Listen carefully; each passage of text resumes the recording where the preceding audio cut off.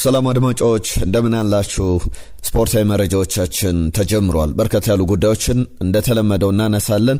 ከማንቸስተር ዩናይትድ፣ ከቼልሲ፣ ከአርሰናል፣ ከሊቨርፑል፣ ከማንቸስተር ሲቲ፣ የሪያል ማድሪድ እና የባርሰሎናንም ጉዳዮች እየተመለከትን እንቆያለን። ማንቸስተር ዩናይትድ የመስመር ተከላካይ ቦታ ላይ ስሞችን አሁንም እያማተረ ይገኛል። አዳዲስ ተጫዋቾችን ለማምጣት የዩቬንቱስ እና የኬነን ይልዲዝ በአርሰናል በኩል ከዛ ውጪም የፔድሮ ኔቶም ጉዳይ ምን አዳዲስ ነገሮች አሉበት እንመለከተዋለን።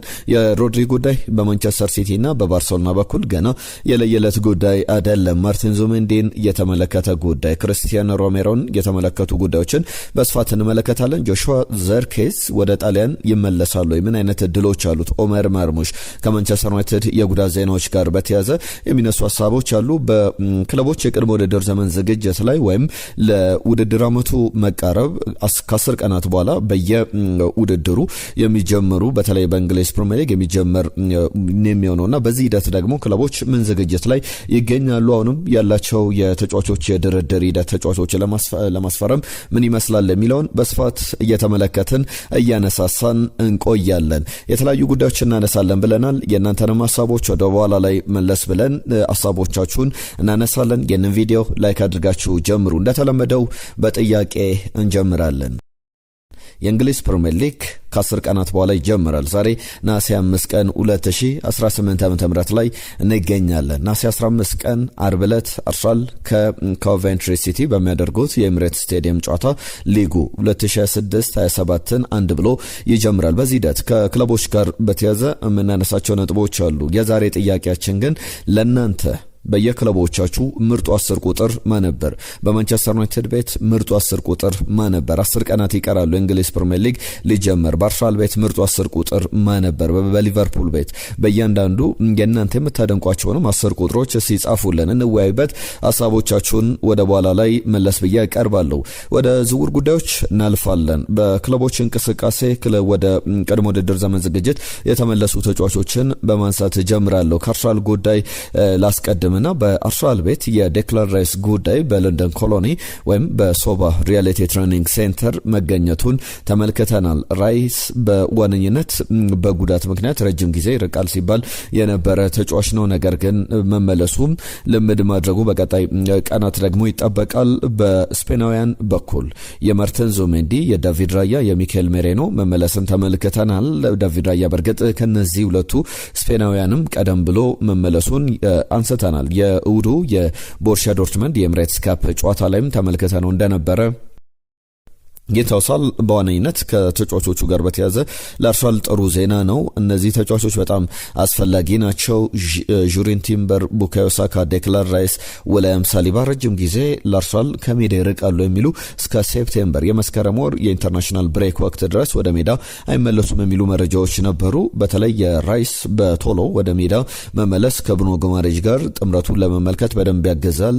ማርቲን ዙቢሜንዲም ሚካኤል ሜሬኖም በጣም አስፈላጊ የስኳድ ቡድኑ አካላት ናቸውና ወደ መመለሳቸው በጥሩ መንገድ የሚቀመጥ ነው። ቼልሲ ቤት ተመሳሳይ ነገር ይነሳል። እስካሁን በቀድሞ ውድድር ዘመን ዝግጅት ከቼልሲ ጋር ልምምድ አልጀመረም። ፊርማውን ካኖረ በኋላ ወደ ረፍት ነበር እያመራው። የአስቶን ቪላ የቀድሞ ተጫዋች አሁን በቼልሲ በ117 ሚሊዮን ፓውንድ ከፈረመ በኋላ እንደ አዲስ እንመለከተዋለን ተብሎ የሚጠበቀው ሞርጋን ሮጀርስን በተመለከተ ከዚህ ተጫዋች ጋር በተያያዘ ነገ ለተረቡ ላይ ወደ ልምምድ ይመለሳል። ከቼልሲ ስኳድ ጋር ይቀላቀላል።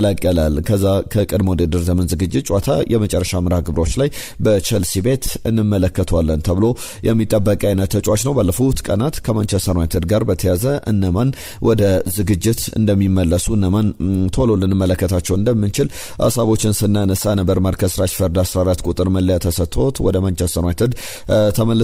እሱም አንደኛው ጉዳይ ነው። ከማንቸስተር ዩናይትድ ጋር በተያያዘ ግን ሌላኛው ሊነሳ የሚገባው ጉዳይ ማቲያስ ደሌት በአየርላንድ የነበረው የልምድ ኦፕን ሴሽን ላይ ልምድ ሲሰራ ተመልክተናል። ማቲያስ ደሌት በማንቸስተር ዩናይትድ ከዳር ወር ጀምሮ አልተጫወተም። 200 ቀናት አልፈውታል። በዋነኝነት ደግሞ ጉዳቱ ለማንቸስተር ዩናይትድ ትልቅ ባክፋየር ያደረገ ለማንቸስተር ዩናይትድ ትልቅ ጉዳትን ይዞ የመጣ ነው። ለአሰልጣኝ ማይክል ካሪክ እንደ አዲስ ተጫዋች ሊመለከተው የሚችል ተጫዋቹን በደንብ ማሰልጣን ሳይሆን በደንብ መመልከት እንኳን ያልቻለበት ነው። አሁን ግን ልምድ መስራት ጀምሯል ለማንቸስተር ለማንቸስተር ዩናይትድ ጥሩ ዜና ይመስላል። በቀጣይም ደግሞ ከጉዳቱ ሙሉ ለሙሉ አገገሙ ሊሳንድሮ ማርቲኔዝም ዛሬ ወደ ማንቸስተር ዩናይትድ ይመለሳል ተብሎ ይጠበቃል። የሊሳንድሮ ማርቲኔዝም ጉዳይ በማንቸስተር ዩናይትድ ቤት ከሚጠበቁ ተጫዋቾች መካከል አንዱ ነው። ወሳኝ ሚና አለው። ነገር ግን ከጉዳት ራሱን መጠበቅ፣ ብዙ ጨዋታዎችን መጫወት ሊጠበቅበት ይችላል። ሌላኛው ከአትሌቲኮ ማድሪድ ጋር በተያያዘ በዝውውር ሂደት አርሰናል ባርሰሎና ሲባል የሰነባበተው ኡሊያን አልቫሬዝን በተመለከተ አዳዲስ የሰማናቸው ጉዳዮች አሉ። አትሌቲኮ ማድሪድ በይፋዊ ገጹ ላይ ኡሊያን አልቫሬዝ ወደ ልምድ ስለመመለሱ በአትሌቲኮ ማድሪድ መለያ የተጫዋቹን ፎቶ በመፖስት ጭምር ይፋ አድርጓል። የክለቡና የተጫዋቹ ነገር በቀጣይ ቀናት ንግግር ያደርጋሉ ተብሎ ይጠበቃል። ልምድ መስራት ጀምሯል። ነገር ግን አማራጮችን ይመለከታል። በተለይ በባርሰሎና ከተማ በካታሎኒያ ግዛት መቆየት፣ ለባርሰሎና መጫወት ይፈልጋል። በስፔን በዋና ከተማ በማድሪድ ያለው ቆይታ በተለይ ደግሞ ወደ ሪያል ማድሪድም ቢሄድ እንደኔ የሚጠላ አይመስለኝም። ነገር ግን ሪያል ማድሪድ ከዚህ በኋላ የተጫዋቾች ዝውውር ላይ ይሳተፋል ተብሎ አይጠበቅም። ወደ በኋላ ላይም እናነሳዋለን። ከማርቲን ዙሜንዲ ጋር በተያዘ የሚነሱ ነጥቦች አሉ። የኡሊያን አልቫሬዝ ዝውውር በአርሰናል ቤት የበለጠ ፈላጊው ነው አርሰናል። ነገር ግን በባርሰሎና ቤት በተጫዋቹ በኩል ተጫዋቹን ለማስፈረም ፋይናንሻሊ ባርሰሎና አቅም አለው ወይ የሚለው ብዙ የሚያጠያይቅ ነው። አትሌቲኮ ደ ማድሪድ አሁን ካለው የገበያ ዋጋ አንጻር ለምሳሌ ክሊርሊ ከያን ዲያሞንዴ በጣም የተሻለ ተጫዋች ነው። ያን ዲያሞንዴ 125 ሚሊዮን ዩሮ ተከፍሎበታል። ለኡሊያን አልቫሬዝስ አትሌቲኮ ማድሪድ ስንት ይጠይቃል የሚለው በጣም የሚያነጋግር ጉዳይ ነው።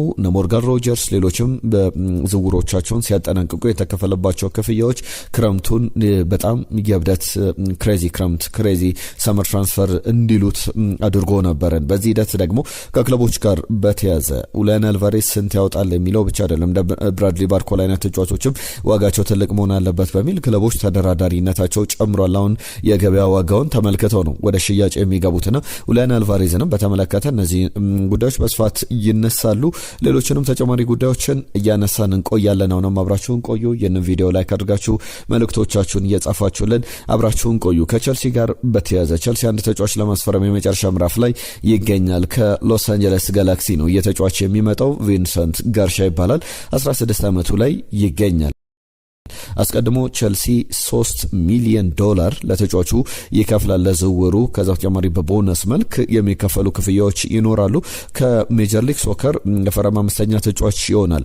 ለምሳሌ 18 ዓመት ሲሞላው ነው ወደ ቸልሲ የሚመጣው። ነገር ግን ቸልሲ ዝውውሩን ከሎስ አንጀለስ ጋላክሲ ቶሎ ለማጠናቀቅ ፍላጎት እንዳለው ተመልክተናል። ኤፍሲ ዳላስ ውስጥ የሚገኝ ሌላ ተጫዋች አለው ቸልሲ፣ ቤንጂ ፍላወር የተባለ የቤንጂ ፍላወር ዝውውር ፍላወርስ በዋነኝነት 18 ዓመቱ ሲሞላ ቸልሲን በዋናው ቡድን ስኳድ ውስጥ ይቀላቀላል ተብሎ የሚጠበቅ አይነት ተጫዋች ነው። ማንቸስተር ሲቲ ቤት ምን አዲስ ነገር አለ ካላችሁ የሮድሪ ጉዳይ ይነሳል። የኦማር ማርሙሽን ጉዳይ ግን ላንሳ። በተለይ ኒውካስል ዩናይትድ ባለፉት ጊዜያት ላይ የሚፈልጋቸውን ተጫዋቾች በሙሉ የማያገኝ አይነት ክለብ መስሏል። ብሪያን ምቤሙ፣ ማቲያስ ኩኛ፣ ቤንያሚን ሼሽኮ፣ ኡጎ ኢኪቲኬ አይነት ተጫዋቾችን በክለቦቹ ሲነጠቅ እንደነበረ እናስታውሳለን።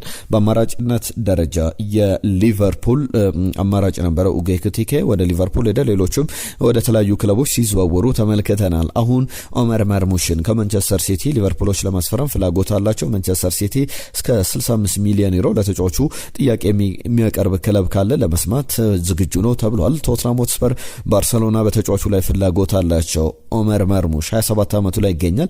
በዚህ ጊዜ ደግሞ ብዙ እየተጫወተ እንዳልሆነ እየተመለከተን እንገኛለንና በቀጣይ ጊዜ በጣም በትልቅ ደረጃ ሊነሳ የሚችል ዝውውር እንደሆነ መናገር ይቻላል። ከቡንደስሊጋው ሲመጣ ማንቸስተር ሲቲንም ሲቀላቀል ብዙ ተስፋ ተጥሎበት ነበረ። ነገር ግን በአጥቂ ስፍራ ላይ ለመጫወት በሱ ቦታ ላይ በትክክል እየተጫወተ ያለ ተጫዋች አለ።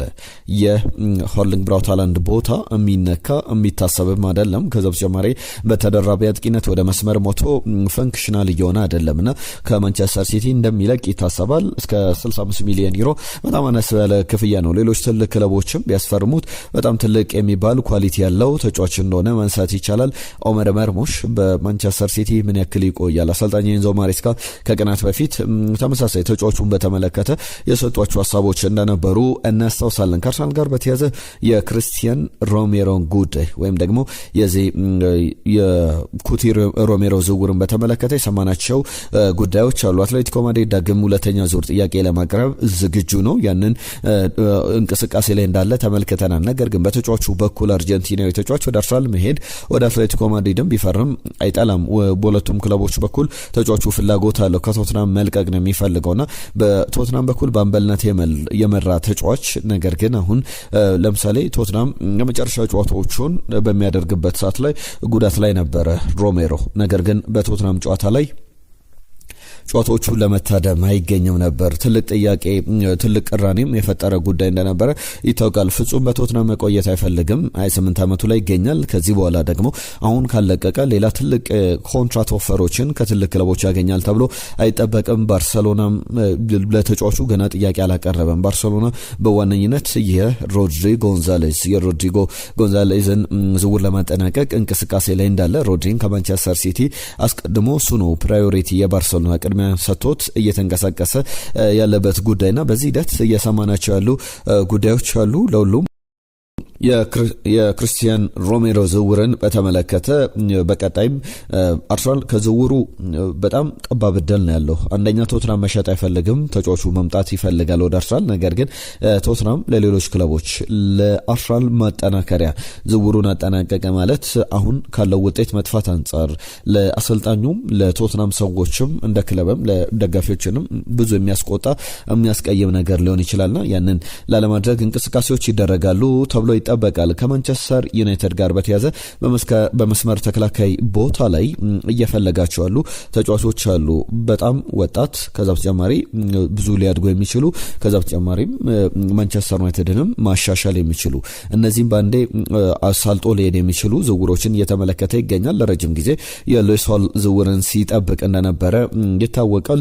በኢንቨስትመንት ደረጃ እንደዚህ አይነት ዝውውሮች ላይ ኢንቨስት ማድረግ ይፈልጋል። ጆርጌ ሳሊናስ የወጣት ስፔናዊ ተከላካይን በተመለከተ በማንቸስተር ዩናይትድ በኩል ተጫዋቹን ለማስፈረም እንቅስቃሴዎች እንዳሉ፣ ፍላጎቶች እንዳሉ እየተመለከተን እንገኛለን። በቀጣይ ቀናትም ማንቸስተር ዩናይትድ የዚህን ተጫዋች ዝውውር የሚያጠናቅቅ ከሆነ እንመለከተዋለን። ነገር ግን ማንቸስተር ዩናይትድ ቤት ብቻ አይደለም፣ በአርሰናል ቤትም አንድ ተጫዋች ላይ ከአርሰናልና ከማንቸስተር ዩናይትድ የትኛው ክለብ ፈጥኖ ያስፈርመዋል የሚለው እየተጠበቀ ይገኛል። የተጫዋች በማንቸስተር ዩናይትድ ቤት እንዲሁም በአርሰናል ይፈለጋል። ሁለቱም አሰልጣኝ ሚኬል አርቴታም ማይክል ካሪክም ይፈልጉታል። በክለብ ብሩገ በኩል በሌፍት ባክ ቦታ ላይ የተጫወተ አሁንም በቡድን ውስጥ ያለ ጆኪን ሴይስ የተባለ ተጫዋች ነው። በዋነኝነት የተጫዋች 21 ዓመቱ ላይ ይገኛል። አስቶን ቪላም፣ ኒውካስል ዩናይትድም፣ ቤኔፊካም፣ ፖርቶም አርሰናልም ይፈልጉታል። ነገር ግን በዋነኝነት ማንቸስተር ዩናይትድና አርሰናል የተጫዋቹ ፈላጊዎች ናቸው። የተጫዋች በሁለቱም ፍላንኮች ላይ መጫወት ይችላል። የግራ መስመር ተከላካይም ሆኖ በቀኝ መስመር ቦታ ላይም ፈንክሽናል ሆኖ መጫወት የሚችል ተጫዋች ነው። በዋነኝነት ግን የግራ መስመር ተጫዋች ነው። በአካዳሚ ግራጁዌት ሲያደርግ የግራ መስመር ተጫዋች ነውና የተጫዋች በፕሪሚየር ሊግ ላይ መጥቶ እንመለከተዋለን ወይ ማንቸስተር ዩናይትድ ያስፈርመዋል ወይስ ደግሞ አርሰናል የሚለው የሚጠበቅ ነው። አርሰናል ከክለብ ብሩገ እነ ክሪስቶስ ዞሊስን ሲደራደር ነበረ። ሌሎችንም በአጥቂ ስፍራ ላይ ያሉ ተጫዋቾችን ለማምጣት እንቅስቃሴ ላይ እንደነበረ ይታወቃል። የክሪስቶስ ዞሊስን ዝውውር ማጠናቀቁ ይታወቃል። ከክለብ ብሩገ ጋር ጥሩ ግንኙነት አለውና ያ ይጠቅመዋል ወይ የሚለውን እንመለከታለን። ጆኪን ሴይስን ለማስፈረም የሚደረገው ጥረት ግን በብዙ ክለቦች እይታ ውስጥ የገባ አርሰናልን ማንቸስተር ዩናይትድም የሚፈልጉት ተጫዋች ሆኗል። ሌላኛው ተጫዋች ሉዊስ ፔጅ ነው። ሉዊስ ፔጅንም የሌስተር ሲቲው የ18 ዓመት የማዕከል ስፍራ ተጫዋች በሁለቱም ክለቦች ይፈልጋል። እንደ ቢቢሲ ዘገባ ከሆነ በአዲስ የክፍያ ሂደት ላይ ክለቦቹ ይነጋገራሉ፣ የተጫዋቹንም ድርድር ያጠናቅቃሉ ተብሎ በስፋት እየተጠበቀ ይገኛል። ወጣት ተጫዋቾችን ማምጣታቸው ከዛ በተጨማሪ ሊጎለብቱ የሚችሉ ተጫዋቾችን ማምጣታቸው በክለቦቹ በኩል በቀጣይ በተነቃቃ መንገድ እንዲቀጥሉ ያደርጋቸዋል። እያንዳንዱ እንቅስቃሴን በተመለከተ ብዙ ሊባለት የሚችል ጉዳይ ነው። ሁለቱንም ክለቦች የተመለከቱ ተጨማሪ ሀሳቦችን እናነሳለን። የእናንተን ሀሳቦች ደግሞ በመሀል እናንሳና የክለቦቻችሁን ጥያቄዎች፣ ሀሳቦች፣ ሌሎችንም የመጨረሻ የዝውውር ዜናዎችን እየነገርናችሁ እንቆያለን። በመሀል እናንተን ተሳትፎ ግን እንፈልጋለን። ቪዲዮቻችንን ላይክ፣ ቻናሉን ሰብስክራይብ አድርጉ። ከዛ በተጨማሪ የክለቦቻችሁ ለእናንተ እንግሊዝ ፕሪሚየር ሊግ ሊጀመር 10 ቀናት ቀርተውታልና ለእናንተ ምርጡ 10 ቁጥር ማን ነው? በአርሰናል ቤት፣ በማንቸስተር ዩናይትድ፣ በሲቲ፣ በሊቨርፑል እስካሁን በታሪክም ከተመለከታችሁት አሁንም ካሉ ተጫዋቾች መጥቀስ ትችላላችሁ። እናንተ ምርጥ 10 ቁጥር ማን ነው? ሀሳባችሁን ላኩልን። ትናንትና ከመጡ መልእክቶች መካከል አንዱ ዓለም በርቱ ቤስቶች እንወዳችኋለን ብሏል። ከልብ እናመሰግናለን። አቤል የጻፈልን መልእክት አለ። ጋብሪኤል ማርሴሊ ከአርሰናል ባይለቅ ይሻላል፣ የኔ ሐሳብ ነው፣ የእናንተን ሐሳብ አካፍሉን ብሎናል። ገብርኤል ማርሴሊን በተመለከተ ወደ በኋላ ላይ ለአቤል ምላሽ እንሰጣለን። ስለ ዝውውሩም ስናነሳ ፓማባይ የጻፈልን መልእክት አለ። ከደቡብ አፍሪካ ክለብ እናመሰግናለን። ኤፍሲ ሞባይል የአርሰናል ጨዋታ በጣም ወርዷል የሚል መልእክቱን ልኮልናል። በትክክል ትናንትናም በስፋት ተመልክተነዋል። አክሊሉ የጻፈልን ሐሳብ አለ። ቤስቶች እንዴት ናቸው? አኬ ነኝ ከደቡብ አፍሪካ። በወዳጅነት ጨዋታ እያሳዩት ያሉት ብቃት በጣም አርሰናሎች አሳሳቢ ነው፣ ግን ለእኔም ይመስለኝ አርሰናል ላለመገመት ብሎ አቅማቸው ታለንታቸውን አውጥቶ አልተጫወተም። እንደዛም ይመስለኛል በአርሰናል ቤት አጥቂና ከዳቪድ ራያ ጋር የሚፎካከር ግብ ጠባቂ ማስፈረም ሚኬል አርቴታ ግዴታ አለበት ብሎናል። ደሳለኝ አምሳሉ የጻፈልን መልእክት አለ። እንዴት ናችሁ ቤስቶች? መጀመሪያ ስለሰጣችሁ መረጃዎች እናመሰግናለን። የኔ እይታ ማንቸስተር ዩናይትድ ማውንት ባይጎዳ ኖሮ ተጨማሪ ሚድፊልደር ያስፈልጓል ብዬ አላስብም፣ ግን አሁንም የመጎዳቱ ነገር ስላለ የተሻለ ተጫዋች ቢገዛ አሪፍ ነው ብዬ አስባለሁ። ግሎሪ ማንቸስተር ዩናይትድ ብሎናል።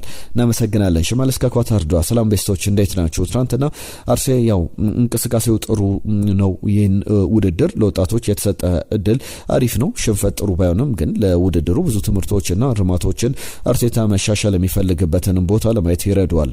ሌላው ሮሜሮ ወደ አርሰናል ቢመጣ ጥሩ ይመስለኛል። ልጁ ታጋይ ነው፣ ግን የቀይ ካርድ ሰለባ ነው። እንደኔ ለአርሰናል ቢፈርም አሪፍ ነው። ሰናይ ቀን ብሎናል ሽመለስ ከኳታር ዶሃ።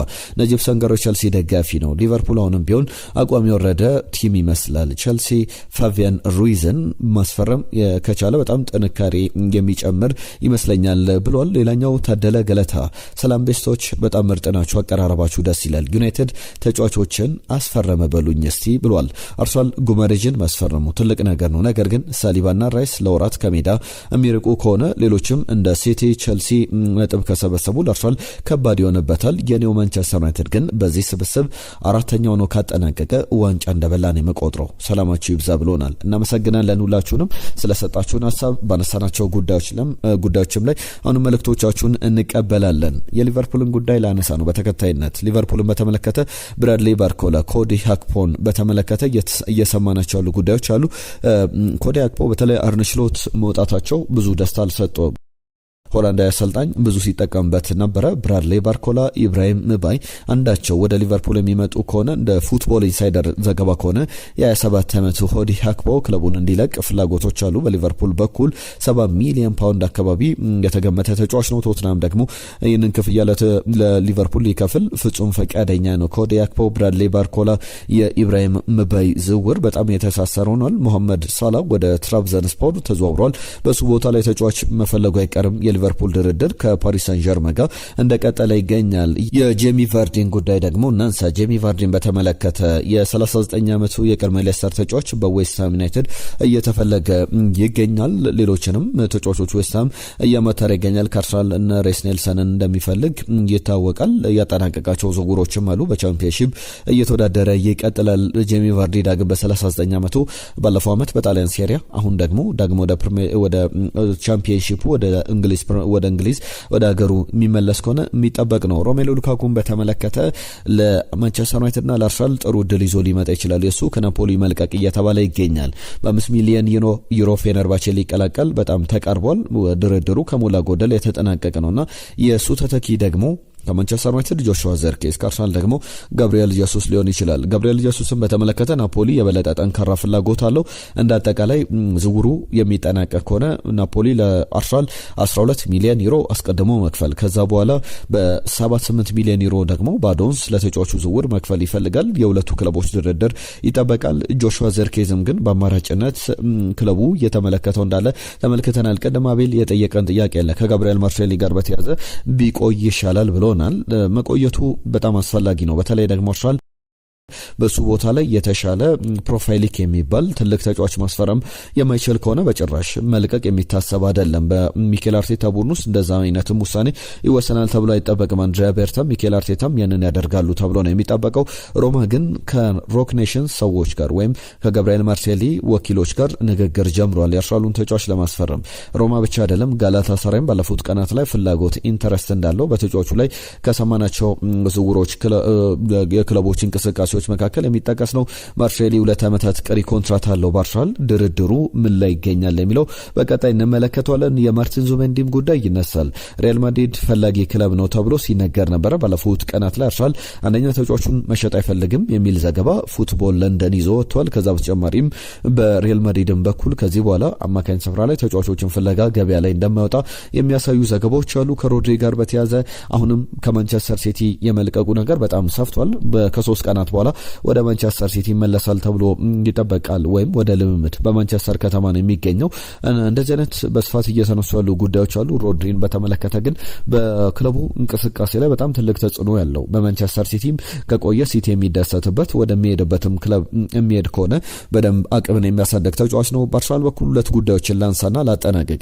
አንደኛው ዩቬንቱስ የኬነን ኤልዲዝን ጥያቄ ውድቅ ማድረጉን ቱቶ ዩቬ ይዞት የወጣው ዘገባ ያሳያል። በድረገጹ ላይ መመልከት ትችላላችሁ። 1 ዓመቱ ላይ የሚገኘው ቱርካዊ ተጫዋችን ለመግዛት የቀረበው ጥያቄ በአርሰናል በኩል ውድቅ ተደርጓል። የዩቬንቱስ ምላሽ ውድቅ ማድረግ ብቻ እንደሆነ ተጫዋቹ የሚነካ አይደለም፣ አናቬለብል ነው፣ የሚሸጥ አይደለም የሚል አንተቸብል እንደሆነ ተነግሯቸዋል ተብሏል። አርሰናል ከቼልሲ ፔድሮ ኔቶን ለማስፈረም እንቅስቃሴ ላይ እንዳለም የሚያሳዩ ዘገባዎች ወጥተዋል። በዚህ ሂደት ደግሞ በተጫዋቹ በኩል ለምሳሌ በቼልሲ ቤት የወደፊቱ የቼልሲ ተጫዋቾች ጆቫኒ ኩዌንዳ ወላም ኤስታቪዮ ናቸው ተብለው እምነት ተጥሎባቸዋል። ስለዚህ ተጫዋቹ ቢለቅም ችግር እንደሌለባቸው የሚያሳዩ ዘገባዎችን እየተመለከትን እንገኛለንና በአሰልጣኝ ቻቪ አሎንሶ በኩል ተጫዋቹን ማቆየት ይችላሉ ወይ? ፔድሮ ኔቶን በብዙ ክለቦች ማንቸስተር ሲቲም ሊቨርፑልም በተለይ ደግሞ ቶትናም የተጫዋቹ ፈላጊ ሆነው ብቅ ማለቱ ይታወቃል። ከቼልሲ ቡድን ጋር በተያያዘ ከሰማናቸው ዘገባዎች መካከል የቼልሲ ተጫዋቾች በጣም በሚያስገርም ሁኔታ በአሰልጣኝ ቻቪ አሎንሶ እግር ኳሳዊ ብቃት በጣም ተደምመዋል የሚሉ ጉዳዮችን ሰምተናል። ምክንያቱም ያጫወት መንገዱ በጣም የሚገርም ነው። አሁንም ቢሆን ትራፊክ የሚመራን የሚመስለው ፓሶቹ የሚገርሙ አይነት ናቸው በሚል ይገልጿቸዋል። እዚህ አትሌቲክ ላይ የቼልሲ ምንጮችን በመጥቀስ የተዘገበ ዘገባ ነው። እያንዳንዱ የኳስ እንቅስቃሴ ተጫውቶ ያለፈ በትልቅ ደረጃ ላይ ተጫወተ ነውና የኳስ እንቅስቃሴዎቹ አሁንም የሚገርሙ ናቸው ተብሎ እየተገለጸለት ይገኛል። ቼልሲ ካራባኦ ካፕ 2ኛ ዙር ላይ መወዳደር ይጀምራል። ቶትናምም እንደዚሁ በሊግ ደረጃቸው ዝቅ ብለው መጨረሻቸውን ተከትሎ ነውና ቼልሲ በቀጣይ ሉተን ታውንን በስታንፈርድ ብሪጅ በካራባኦ ካፕ 2ኛ ዙር ላይ እንደሚገጥም ይፋ ተደርጓል። ሌሎቹ ክለቦች ደግሞ ሌተር ስቴጅ ላይ በካራባኦ ካፕ ቀጣይ ዙሮች ላይ የሚቀላቀሉ እንደሆነ ይታወቃል። ሁሉም ክቡራትና ክቡራን ስፖርታዊ ጉዳዮቻችን እነዚህን ይመስሉ ነበር። አብራችሁ ስለነበራችሁ ስለሰጣችሁን ጊዜ ስለ መልእክቶቻችሁ በሙሉ እናመሰግናለን። የዛሬ እነዚህ ላይ ያበቃን። ቻናላችንን ሰብስክራይብ አድርጉ። በ10 ቁጥር ቦታ ላይ ለእናንተ ምርጡ 10 ቁጥር ማን ነው? የእንግሊዝ ፕሪሚየር ሊግ 10 ቀናት መቅረቱን ተከትሎ ያነሳናቸው ሀሳቦች ናቸው። በየክለቦቻችሁ ልታነሱልን ትችላላችሁ። ይህንን መልእክት በቀጣይ እንመለስባችኋለን። ነገ በአዳዲስ ጉዳዮች እንመለሳለን። የዛሬን ግን እዚህ ላይ ያበቃን። ጤና ይስጥልን ብለናል።